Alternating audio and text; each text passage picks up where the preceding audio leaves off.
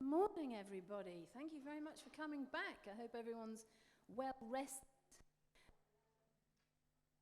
recuperated. Important day-to-day packed program again, and thank you everybody who's already contributed. We're hoping to have similar today with everybody getting involved.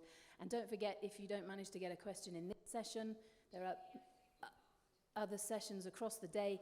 And of course, the discussion goes on in every break and lunchtime as well. A lot of that's been really useful in terms of sharing contacts and information. So I encourage everyone to take part in that. Before we get started today with our new excellent panel, I just want to reiterate some of the opening comments made yesterday by Dr. Wagialla Bonfilio from the MMC, who's organised this really important event.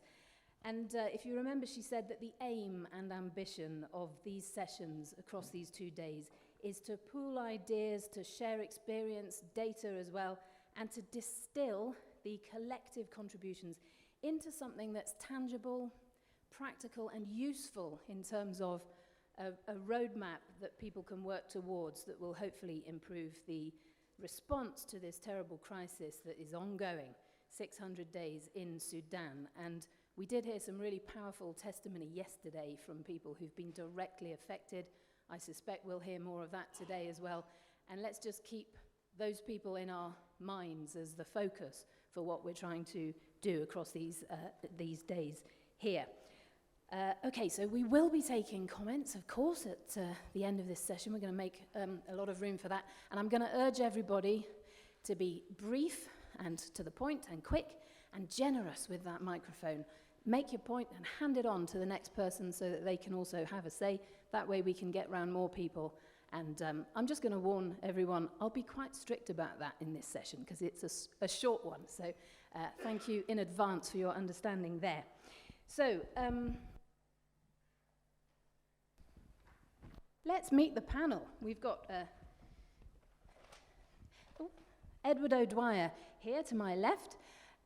From the UNHCR, he's from the Office of the Special Envoy for the Central and Western Mediterranean situation. Edward, welcome. Thanks for coming here.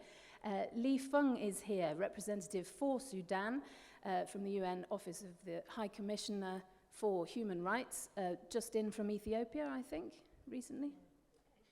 Here in Nairobi, but recently in Ethiopia, potentially. No, I got... Just in Ethiopia last week. Okay. Mariam Wagialla is president of DANIA for Diversity and Sustainable Development. It's a Sudanese civil society organization, and you have traveled all the way from Vienna for this conference, so thank you very much for coming in.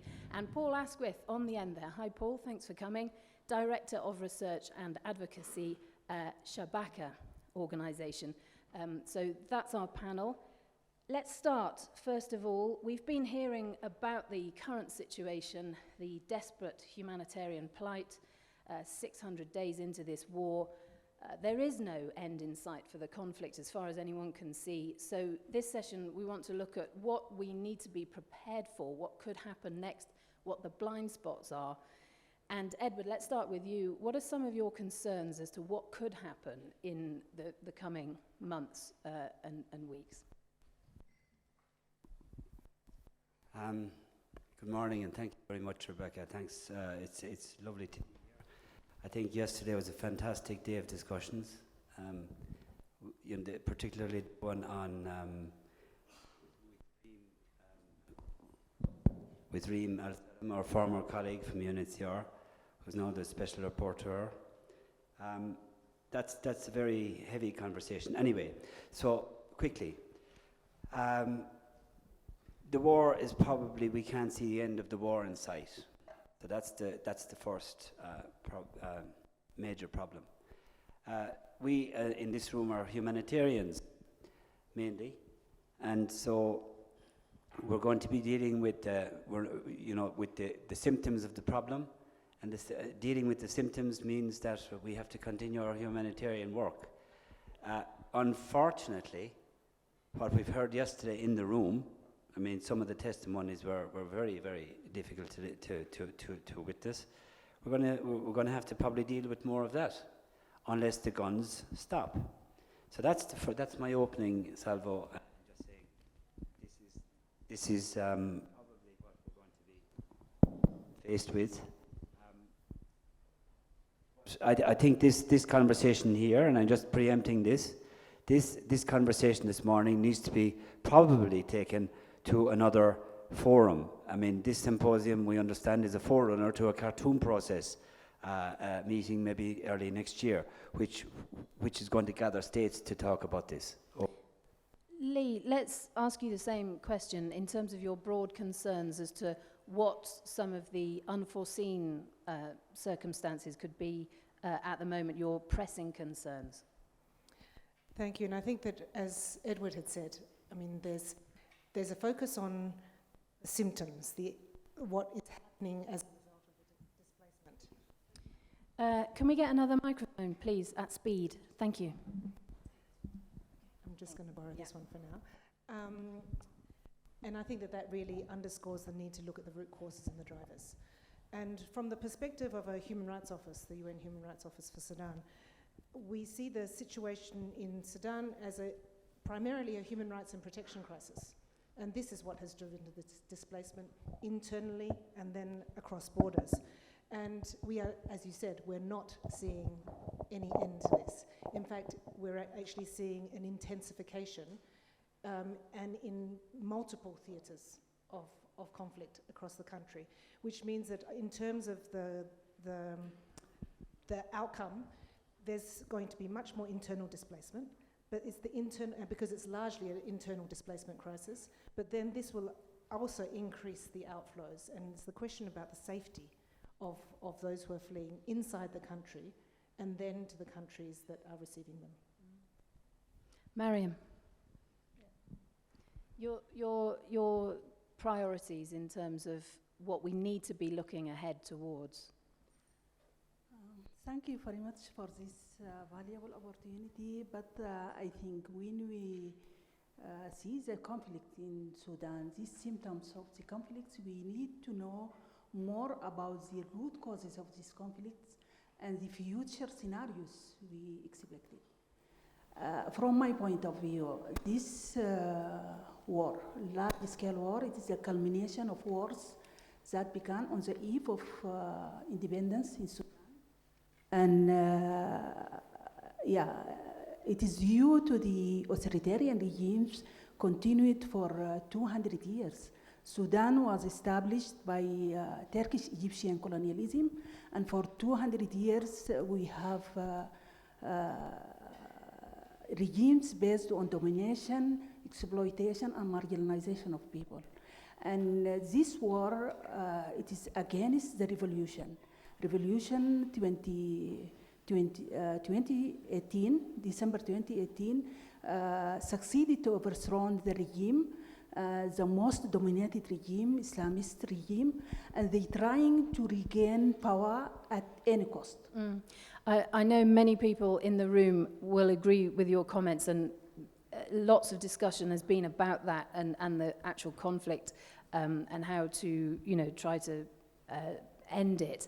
But in terms of migration going forward, Paul, just briefly, what are your concerns about what may happen? Mariam, the migration will continue and extensively in the coming period, I think, because the war will continue, because the two parties, they do not want to end it. The Islamists hunger for regaining their power, and the brutal RSF, they want to win the war. Okay. So if the eastern part exploded, then we have more migration, and we need to work in this point, mainly the diaspora Sudanese making the crucial role in this point. Thank you. Thank you. Paul. Thank you. It's interesting to see a panel where everyone agrees so much. And I think it's clear that the warning signs on the dashboard are very much flashing red. Certainly in terms of the impact on displacement and mixed migration flows, it's likely there's going to be an intensification. I suppose I think it's more useful to focus on people rather than prophecies, however. And I want to start by paying testament to the people of Sudan, and in particular the local communities, the networks of local volunteers, local responders, mutual aid groups, including emergency response rooms, who've been so critical in the crisis response so far, operating in parts of the country where international organizations can't access, and also the Sudanese diaspora, who have been responding to the crisis really within hours of its outbreak in April last year. This is something that my organization, Shabaka, has been tracking. Shabaka is a diaspora-led research organization. We're not a Sudanese organization, but our co-founders are Sudanese diaspora. And our normal work is focusing on research on migration and displacement and how diasporas respond to that. But since April last year, we've also been trying to support diasporas respond to the crisis within Sudan. And specifically in terms of displacement trends, I think we all agree that it's likely to see an increase in internal and cross-border displacement. I also want to flag, and I think this was raised in a panel yesterday, the increased demand for human exploitation services, if you like, from criminal networks. This is something that we're already seeing. And we've got a forthcoming publication, probably in January this year, looking at how online and offline exploitation within Sudan kind of work together. Yes, thank you. Some of those discussions were had yesterday. If you bring the microphone back down, I was still waiting for that extra mic to come up here. It's not coming. Okay, could you pass the mic back down? Just a quick question for you, Edward. Paul talks there about access, which is something we brought up yesterday in various discussions, the fact that it's been increasingly difficult for aid agencies to get visas and permits to work inside Sudan. What would be the concern if there was a cut-off completely of visas for that sort of thing from bordering countries and from the Sudanese authorities? Humanitarian access is crucial in every conflict that humanitarian community, UNHCR and others work in. I mean, we need to dialogue with the authorities to ensure the access. Right now we know that there's 258,000 refugees inside Sudan who have relocated to try and get away from the conflict zones. Others have moved onwards, as we know. Increased 3 or 4-fold in the last year out of Sudan, moving into Egypt and others. So that's, first of all, is going to be, if we don't get access, people will move to where they can be safer. So you're going to see, so that will create movement. So we need to dialogue with both sides to ensure we do things on humanitarian principles. Very simple. It doesn't change. We need to get in there, have that dialogue, get access, and put them in front of their responsibilities if indeed they want to run a country at some stage. So. And in terms of the borders, obviously we've been hearing from host nations about the huge refugee camps and some of the issues there. But what if the borders were to close, for example, Lee? I think that is also the issue in terms of not just the borders closing, but the situation on the other side of borders.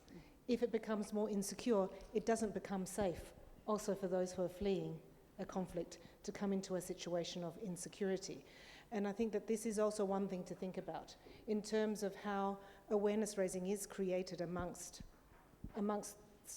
people inside particular communities in Sudan about what are some of the protection risks along certain routes, and in some of the challenges in certain areas to which they may be heading, because then that actually helps to address some of the protection risks along the way. But I think that also what was raised in terms of the criminal exploitation, I think that there's all kinds of exploitation that are happening internally and then externally, and I also wanted to flag the issues around sexual exploitation and abuse. And the particular risks for those who are the most vulnerable, for for women and for children, and also for persons with disabilities as they're in displacement. And Lee, just to follow up, I mean, it's worth remembering again, and it was mentioned yesterday, that Sudan is a destination for migrants from other countries and other crises. If those crises were to escalate in the coming months, what could be the impact, and what are your concerns about that? I think that what we have also documented is that there were Sudanese refugees outside who've come back in, or from other countries who have fled out. So I think that just shows the volatility of the situation, but maybe just to underscore also from a human rights perspective in terms of non-discrimination, when we're looking at this displacement crisis, it means addressing the rights of all people, whether they be Sudanese nationals, but also asylum seekers and refugees or other migrants inside Sudan. And Paul, just to kind of just a question quickly for Paul, because I know you wanted to talk about this. Thank you, Lee. Sound tech issues today. An imminent problem that could be on the horizon potentially within days, and this is the potential change to asylum laws in Egypt. That could be imminent. Apparently it's gone through all the processes. It's just a case now of President Sisi signing it into law. This could restrict rights to seek asylum in Egypt. It could shift responsibility for registering asylum seekers and determining their refugee status away from the UNHCR into the Egyptian authorities. What would be the impact of that, and what are your concerns about that? Thank you for raising this. I would stress further restrict the situation for Sudanese refugees within Egypt who face a number of difficulties within the country. And for some months now, there have been reports of Sudanese refugees actually moving back to Sudan because the situation in Egypt is so difficult in terms of entitlements, lack of services. Also, detention in camps towards the border. There have been allegations around that. And certainly the last few times when I visited Egypt over the last year, when I've spoken to displaced Sudanese, and we've got displaced Sudanese colleagues who are based in Egypt at the moment, it's very, very difficult for them. So the prospect of it becoming even more difficult is a real challenge, I think, for everyone, for the broader humanitarian ecosystem. Let's see if it actually goes through, and equally I don't envy the challenges facing the Egyptian government, facing crises on 4 of its borders. Yeah. And picking up on your point, Lee, I think it's important to take not just a regional but an inter-regional approach to displacement issues. You've got several interlocking regional crises in the Horn of Africa, in the Sahel region, in the Red Sea. These all interplay in terms of displacement and migration flows. And you're absolutely right as well that Sudan has long been a country of destination and transit, as well as a refuge for people in the region. And we don't see that changing despite the conflict. Maybe I'll just conclude this point by focusing on the need to invest in communities, because they're the ones who will work with the displaced. Mariam, I wonder if you wanted to pick up on what Paul says there about the impact of what potentially could happen in Egypt. From my point of view, the people who displaced or migrate to Egypt, most of them depend on diaspora, and they supported them, but they are legally problem in Egypt, and there are many Sudanese diaspora organizations now where to support them. For example, Mandi for diversity and peace building have a project for the young people. They try to train them for new jobs, so they can manage their life in Egypt in a better way. But most of them, they are relied on diaspora members of families or something like this. The regime of in Egypt, I think they they received a lot of number of Sudanese because Egypt is the main destination due to language and culture and many other shared Yeah, things. yeah, important point. Edward, did you want to comment on this? Because obviously, yeah, please do, because obviously, you know, this could affect your organisation's work in Egypt. Yeah, I just like to relativize the new asylum law. First of all, just on the figures, Egypt has received 1.2 million Sudanese since the war began. I mean, according to the government, that's only in a year, 1.2 million people, on top of the millions of Sudanese that were in Egypt already, and and the regional crisis that Egypt is dealing with. Egypt is also dealing with its own socioeconomic challenges for its own population, big population. So, in that context, it's an accompanying conversation for a country that is, after really giving a big welcome. Yes, there are problems. People have been expelled back to, pushed back into Sudan. This is true. This is not good. There are arrests for coming into the country, the visa regime. There are some imperfections, for sure, and that leads to human rights and suffering. So the message is let's engage with the government of Egypt and let's have that conversation. Egypt is the first country in North Africa. Let's face it. Since 1951 convention was adopted and ratified by those countries, it's the first country that is now really has passed a law in the House of Representatives. UNHCR, EUAA, and others will accompany that domestication of the measures in Egypt to make sure that it mightn't be perfect the first day out. I mean, there will be imperfections, and already there's a law there that a decree last year that excludes people from services if you don't have the right documentation. So there are many problems to work through with Egypt, but the very fact that you have a law is a starting point. You can improve on that. Well, just briefly to follow up, I mean, one of the things that people seem to be most concerned about is the fact that it would be the Egyptian authorities that would determine the refugee status, potentially under this law. What kind of impact might that have for the refugees themselves?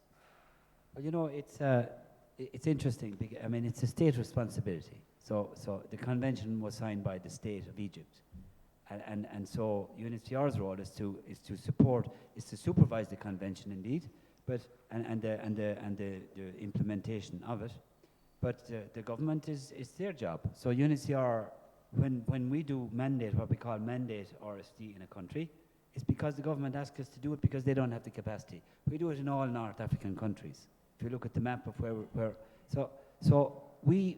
the best thing we can do is transition those responsibilities to the state. This is good news. No, hold on, under in directional terms, in strategic terms, this is good news. It's a transition. It's a roadmap. I mean, to use the word roadmap. And so you need to plan how this is done. There's capacities, there's expertise. I mean, this is a very expert area of work, as we know. So refugee status determination, stateless determination, and other status determinations, and the migration, this is expert work. And so it takes a long time to build up those capacities. That's why UNHCR will accompany the government of Egypt. Others will do so. IOM will do so. EUAA will do so, etc. So the glass is half full. Okay. Yeah. Very good response. We may pick up with that again later. How are we doing for time? Marching on. Mariam and Paul, you both sort of involved with local organisations inside Sudan. And one of the things that was happening in the country, even before this conflict, has been real struggles with things like extreme weather events. Obviously, there was the pandemic, which hit the country very hard as well. We've already seen flooding, for example, in the past few months. These are things that nobody can foresee happening, but how would that affect the local response and ability to help people that are suffering at the moment? Mariam. Yeah, Sudanese people now entire population are trapped between conflict, disease, and these disasters like floods. So as an organization, we based on OHCHR, but we work in sustainable development, and we try to make some projects, some research about what is going on, especially in the field of sustainable development, and how to tackle the problem of the climate change in Sudan. And I think this war, it is linked to climate change, because the RSF soldiers are mainly from nomadic tribes who are affected by climate change for a long time. And these young people, they have no opportunity to work, job opportunities, and they are not educated. And hired in this rapid support force is a chance for to find living. So this problem, it is related to our work in sustainable development. And I think it is very important to prepare a strategic plan for post-war Sudan. And that is why we and my organization, we are working with Technical University Wien in a project that is after ending the war. Right, Yeah, how but to, we have to end the war build a first. new Sudan in equitable and sustainable manner. Yeah. And working also with people on the ground, we have a network, we have digital communities to collect from the people in the ground, their aspiration, their experiences, their needs, how they dream to have a new Sudan. Yeah. This is our focus. That's a really important point you make there, that, you know, the original conditions, the pressures on the country are part of the conflict in the first place and exacerbating things. I mean, Paul, I don't know if you wanted to pick up on some of that, especially with the health situation, because I was reading yesterday that something like 70% of health facilities in Sudan are non-functioning at the moment. So if there was like a big outbreak of cholera, something like that, another pandemic, what could happen there? Well, the prognosis in that regard is pretty grim, because the conflict parties have been actively targeting medical facilities and medical workers, as well as aid workers more broadly, local aid workers. There's some very real and severe protection challenges they face. But I very much agree with Mariam's analysis too.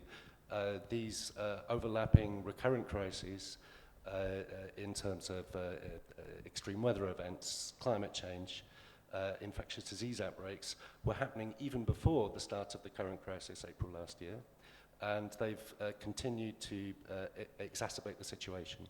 We've had localized cholera outbreaks in the last year. We've had flooding in some regions of the country. These are all drivers for displacement, both internally. And actually, the point, Mariam, I wanted to pick up on from yours is that environmental collapse, desertification, was already a driver of rural-urban migration within the country and outside the country before the conflict. That process has intensified and will continue to intensify. Yeah. Again, I think part of the solution is about investing in local communities, because they're the ones who are having to on the front line and deal with it. And I very much agree with your point, Mariam, too, about how we need to start planning for peace now. It may well be a far way off. I think we all in this room agree that the omens aren't good, but we need to start planning for peace now. And in that planning for peace, we need to include local communities and the diaspora. Following best practice in SCLR, I don't know if you know about survivor and community-led responses in the jargon of the sector. So in terms of planning, let's just take a moment before we open up to the floor, because I know we'll have comments. In terms of planning, yes, planning for the peace, but also, Edward, planning for further conflict. What should policymakers, agencies be prepared for now? What could they be doing to try to mitigate some of these potential problems that we've exposed today? So if you look at, so let's just take country by country. Chad, you have approaching 1 million people out in eastern Chad. Not an easy place to live. So there you need absorption capacities. The plans, the response, the emergency response plans are there, but now you're looking at long-term settlements. So there's a start. We spoke with Intersos yesterday on this, and it was an interesting conversation. The basis is there, but now the reality is you probably need to go into to plan for the long term. So you're building cities out there. How do you do it? You need development to come in. That's Chad. Egypt, we've already discussed Egypt. Hopefully, Egypt will, just one thing, the whole displacement, Sudanese displacement, is contained within the region. There's only since January last year, 7,000 or more Sudanese have reached Italy. There are very few. So you see this sort of movement of Sudanese going across from Egypt to Libya, some go across to Algeria, into Morocco, and back and forward. Back and forward. So, but it's blocked because of the.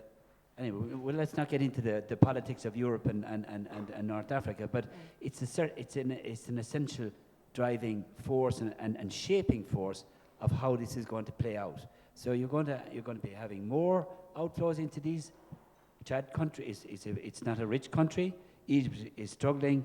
So I think the route-based approach is fine. We talk about the route-based approach, but you're talking about more humanitarian band-aids. You're talking about more responses, psychosocial, you name it. It's more of everything of that. And you're right to say we can't kind of get into the whole European situation or the wider regional issue, which is obviously having an impact, not least because Sudan has lost focus because of what's going on in Ukraine and Gaza, as we've mentioned already, which has sort of taken the international eye off the ball slightly. But just very briefly, the issue of funding from the international community, there's a lot that's been pledged. We touched on it yesterday. It hasn't all been delivered. Is that something that needs to be pushed for? And also those forces that are still engaging or fueling the conflict inside Sudan, should there be more pressure politically on that? Okay, so Reem yesterday spoke about putting pressure on the countries that are fueling the conflict with arms, etc., etc. I mean, that's a very, very big discussion. I mean, that's, I think, a different discussion than we have today. Yeah, I mean, it's a huge discussion. But of course, the guns won't silence unless that's going to happen. I think, so this conversation here is unfortunately the Band-Aid one. And we have to stay in this scenario. Sorry. I guess it's just engagement, really, from the international community. From the international community. I think this merits a bigger discussion in a Khartoum process, in a scenario planning. We don't know what's going to happen with this, the politics of Europe. We have new structures coming in Europe, new commissioners, new attitudes in the African Union as well. We have other governments and.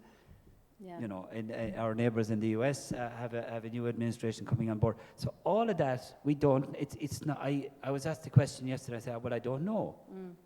I don't know how this is going to pan out. But it merits a scenario planning exercise. The last one we had that I remember was a really good one. It was before COVID. It was before Ukraine. It was before Sudan. That's 2020. Yeah. It's time to do that again, to have a readout of what we think. You know, I mean, we just don't know. I think. Lee, if you could point us towards what you think we should be, what should happen to mitigate some of these things? Yeah, I wanted to pick up on what Paul and Mariam were talking about starting planning for peace now and for the future of Sudan, and looking also at the involvement of local communities, because I think one thing that is very clear is that we need to be looking at human rights-based solutions to the crisis and working along the humanitarian development peace nexus. That whilst we may have a real focus on the delivery of life-saving assistance, there's other political fronts which are going on, plus also what is the longer-term perspective from the perspective of the Sudanese people and communities. And I think that this is really important for us to move concurrently. I agree that enforcing the arms embargo and achieving accountability is a much huger conversation, but we need to maintain the emphasis on this in peace negotiations. We need to bring in civil society actors, local actors, and I think that on the funding stream as well, this is where I think ensuring support and funding to localized capacities is really important, because this will actually support the resilience on the ground and support the voices of those who can then say what their vision is for the future in Sudan. Yeah, fantastic. Mariam, your suggestions for how we can improve things and be ready for some of these scenarios that we've been discussing. Ready? What? Sorry? Yeah, what would you suggest we need to focus on in terms of preventing some of these scenarios we've been discussing? Yeah, preventing these scenarios, I think this is our homework as Sudanese, not from outside. And we need as forces of revolution to unite it, to build or to develop a national project, political project, and then to mobilize the outside parties to support us. But from outside, I think it is impossible.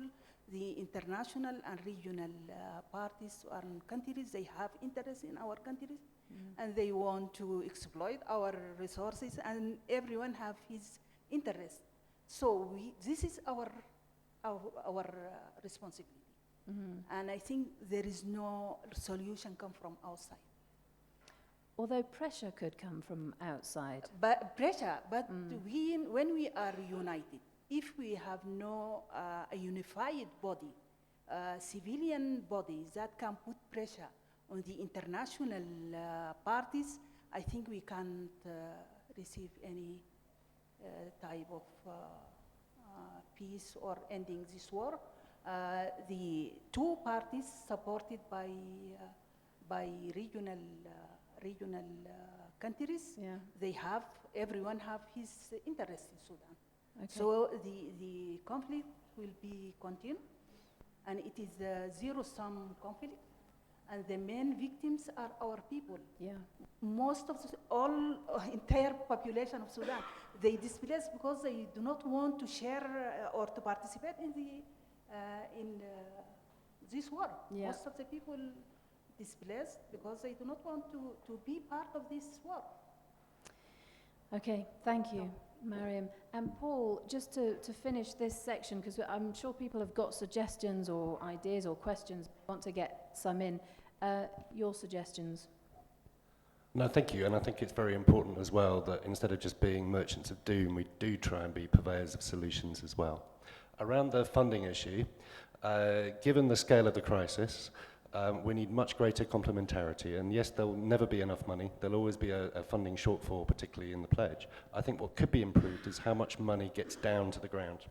Because certainly this has been our assessment of what's happened, and speaking to donors and implementing partners, typically NGOs, the money seems to be getting stuck at the kind of top level. Often the blockages seem to be, it might be donor requirements, that's what I've heard from NGOs. It's also to do with internal systems and processes.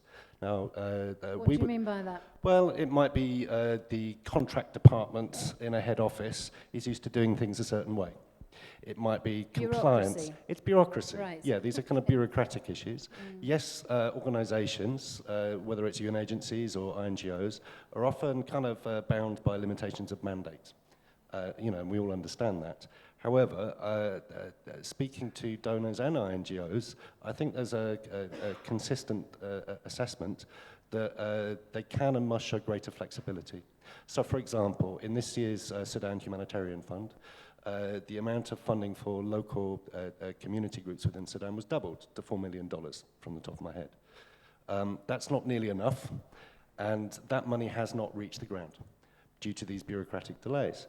And meanwhile, and as Mariam has rightly said, it's been Sudanese philanthropists, as well as the diaspora, who've been financially supporting the efforts of mutual aid groups, especially around protection activities. And this came out very strongly from a piece of research we did last year with IOM, just looking at how the Sudanese community in the United Kingdom was responding to the crisis. Every single respondent, without a single exception, was supporting not just extended family members, but also broader community members who'd been displaced to neighboring countries. This activity is unrecognized and unsung. And I think, frankly, the international system needs to reflect a bit about how it can do things better. I would argue it's a failure to localize effectively, and picking up on Lee's point, we need to be better at localization. I think there's a consensus around this, actually, when you speak to donors, policymakers, and INGOs. The challenge is how we can do that in as short a time as possible. Yeah, because it's critical and getting worse by the day. Excellent. Thank you so much, Paul. I think that's a really positive place to end this discussion. I want to thank everyone for their comments. I encourage you to keep coming to the sessions and contribute, because it's all getting us to a place where there's greater understanding and sharing of ideas. Let me just point out the hashtag for this. For those of you on social media, all you youngsters, hashtag Sudan 600 days. Okay, have some coffee, and thank you very much to our panel.